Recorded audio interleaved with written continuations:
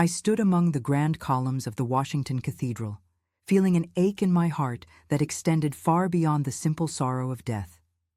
It was a funeral, yes, but even in the midst of reverence, I couldn't shake the feeling that something more sinister was quietly unfolding beneath the surface. The mournful melody of the choir wrapped around us like a heavy fog, providing a somber backdrop to a whirlwind of turmoil that churned just out of sight.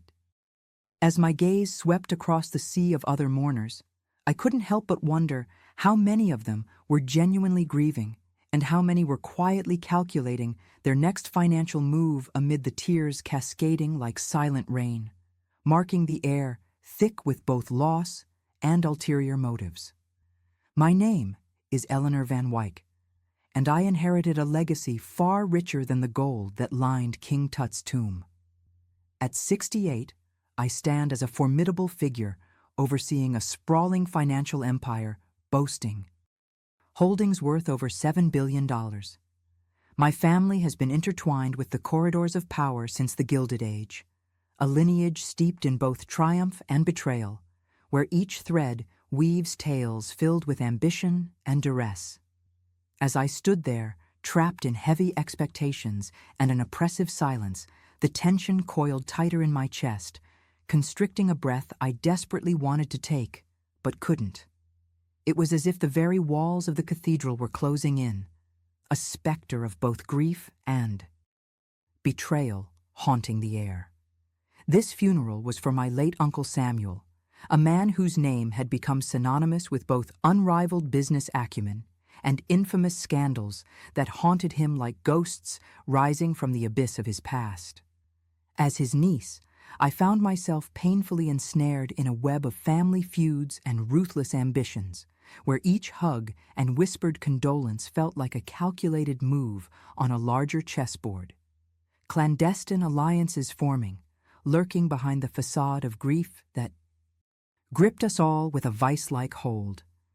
It felt inherently wrong to mourn beneath the weight of accumulated grievances, with each bitter memory lingering like a shadow eager to engulf the light of loss. Amid the dainty handkerchiefs and whispered condolences, I clutched a colossal secret, a burden so heavy that every tear felt laden with meaning, an unbearable weight I couldn't share with anyone present.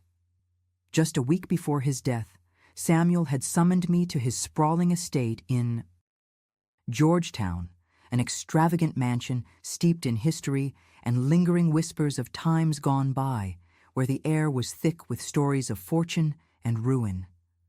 As I entered his dimly lit study, a treasure trove of art and knowledge, framed masterpieces gleaming on every wall, and books that lined the shelves like silent sentinels, I felt something shifting in the atmosphere, an electric buzz that hinted at the storm brewing beneath the surface. He held a ledger in his hands, tightly bound with a golden clasp that looked almost intimidating in its gilded simplicity. "Eleanor," he began, his voice trembling with urgency and marked by the chill of mortality, "you are the only one I can trust." His piercing blue eyes, once filled with the spark of mischief and ambition, now flickered with a fear that felt visceral, sending my heart racing. That moment felt like a crushing weight settled upon my shoulders, the mantle of family ownership pressing down so hard I almost faltered. Within that ledger lay financial records revealing clandestine offshore accounts totaling $1.2 billion. Funds amassed through dubious practices dressed up in the facade of legitimacy, secrets that could unravel the very fabric of our family's history. I had navigated the labyrinth of wealth my entire life, a queen in the kingdom of finance. Yet this moment marked a stark turning point, a flame igniting a fire of conflict I had never anticipated. Samuel's untimely demise had left a vacuum of power that threatened to unleash chaos among our family, where whispers of inheritances and hidden treasures grew louder, slithering around the room like dark shadows hungry for light. As the funeral unfolded, those whispers crescendoed into a disruptive buzz, becoming a restless tide that threatened to drown out the hymns of sorrow echoing through the cathedral. and I felt the weight of my uncle's revelations pressed heavily upon my conscience. Standing at the interment, clutching my silver locket, a family heirloom worth 12 million, a tangible link to our storied past, I could feel the atmosphere shifting around me. Several of my cousins exchanged glances, their expressions revealing ambitions hiding behind the veil of perceived pain. It was at that very moment that I sensed it, a calculative plot cloaked in sorrow, weaving around me with invisible strings, scheming to strip me of my rightful claim to both kin and legacy, my heart racing in anticipation of the fallout. Emotions swirled like a tempest in my mind as I desperately clung to the notion of trust. I had once believed my cousin Charles was an ally, a beacon of shared vision and entrepreneurial spirit. Together, we had engaged in discussions about investments, dreams for future business ventures, imagining the vast possibilities that lay ahead of us. Little did I know, he had been silently laying the groundwork for his ascendancy, plotting behind closed doors while my uncle still lived. It was at the reception that followed the funeral, heavy with perfumed tension and false pleasantries, where I caught sight of Charles cornering one of Samuel's closest friends, entangled in a hushed conversation laden with conspiratorial undertones. They were planning something I needed to uncover before it was too late, my instincts screaming at me like alarm bells ringing in the distance. Days later, documentary evidence emerged as suddenly and startlingly as a specter rising from the shadows, a bank statement that appeared almost miraculously from the depths of Samuel's estate. It detailed a puzzling withdrawal of $3 million on the very day my uncle passed. My stomach dropped in disbelief, the chill of realization racing through my veins.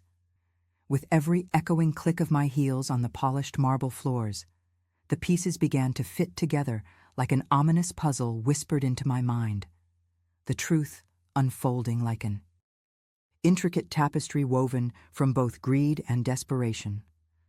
I retrieved the contents of that ledger again, rehearsing its haunting numbers, whispering them into the anguished corners of my thoughts.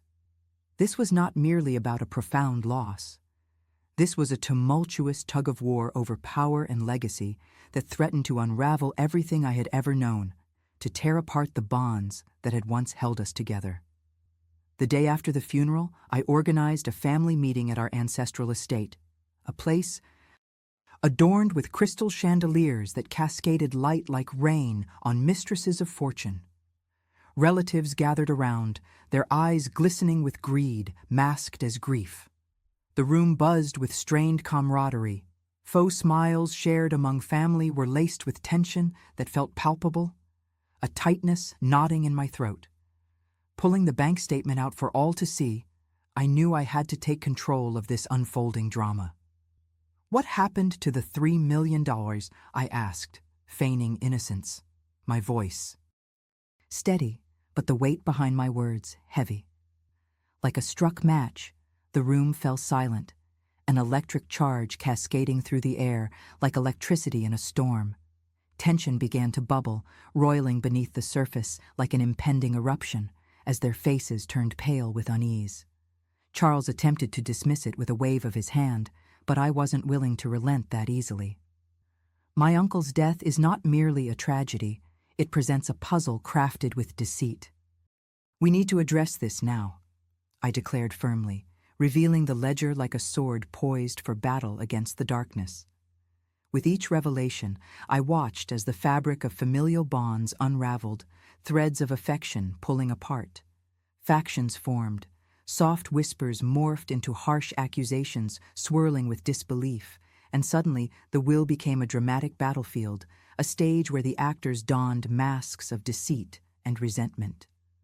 What had once been a grand funeral transformed into a public spectacle, and I felt an indomitable resolve blooming within my chest to reclaim control over the narrative.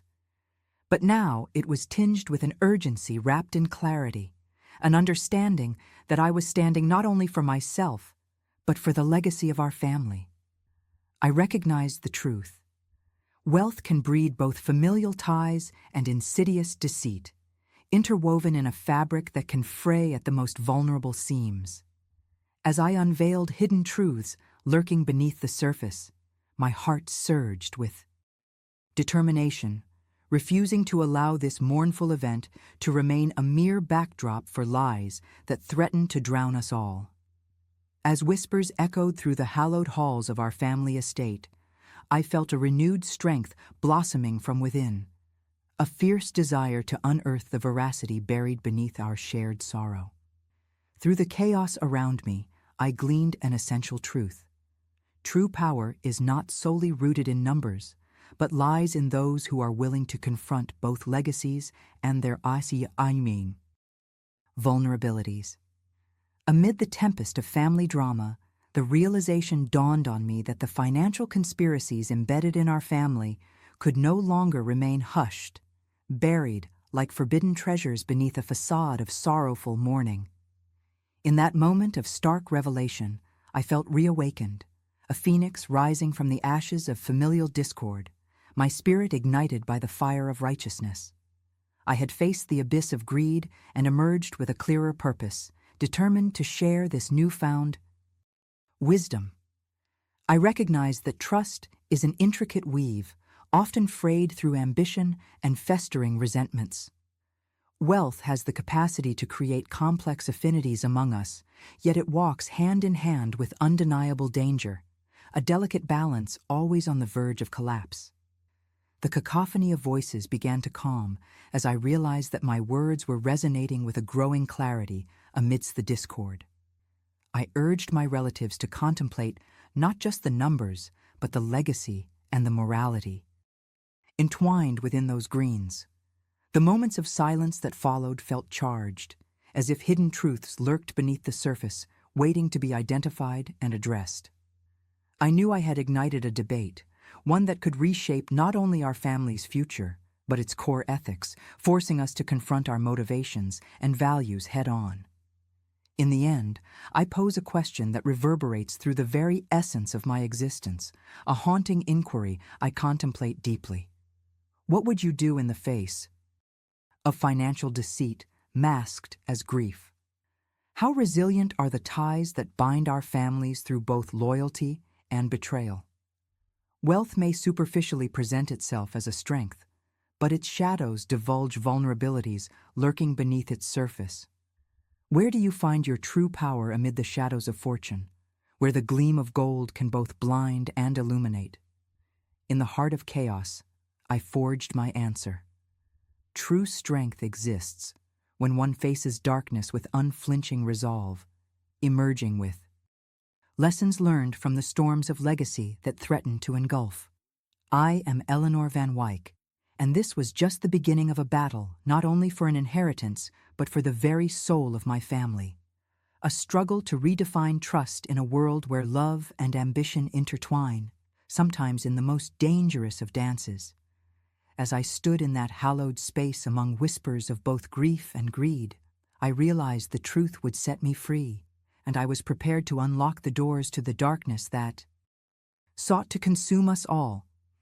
With a newfound determination, I vowed to navigate the treacherous waters that lay ahead, ready to challenge the very foundations upon which my family's legacy had been built. The battle for trust in the realm of wealth and ambition had only just begun, and I would not shy away from confronting the shadows. Instead, I would wield them as my armor. The echoes of my uncle's final days haunted the hallways, a reminder of the fractures in the facades we had all tried to maintain. I sought clarity amid the chaos surrounding me, a clarity forged in grief but sharpened by resolve. In my journey, fraught with uncertainties and trials, I would reveal the depths of human ambition, familial betrayals, and the resilience necessary to reclaim what was rightfully mine in a world where even love could be obscured by greed. I became determined to ensure that the narratives and legacies we forged would look beyond the shadows and into the light of honesty, integrity, and rebirth. As I steeled myself for the impending battle, knowing it would not be easy but ultimately necessary for our family's survival, I understood that true legacy is not merely inherited wealth, but the bonds of truth and trust we foster in the wake of adversity. I looked to the future with a burning conviction that the quest for justice and authenticity, while fraught with challenges, would be the defining tale of my family's history. My heart echoed with the power of renewed purpose, for I had discovered the strength to rise against the tides of treachery, uniting my family not just in wealth, but in principles that could withstand the test of time. As the days unfolded, I embraced each challenge with a fierce heart, determined to redefine our narrative. I was ready to unveil the deepest truths of our existence and confront the illegitimate shadows that had threatened to undermine what truly mattered: the love, legacy, and lessons we shared as a family. Yes, I stood ready to challenge the narrative of greed and betrayal, to ensure our family's story would be one of resilience and integrity, bathed in the light of honesty that could illuminate even the darkest of paths. As I looked out over the future that awaited me, my resolute spirit guided me with unwavering certainty. We would emerge not merely as a wealthy lineage, but as a family fortified by trust and determined in our principles.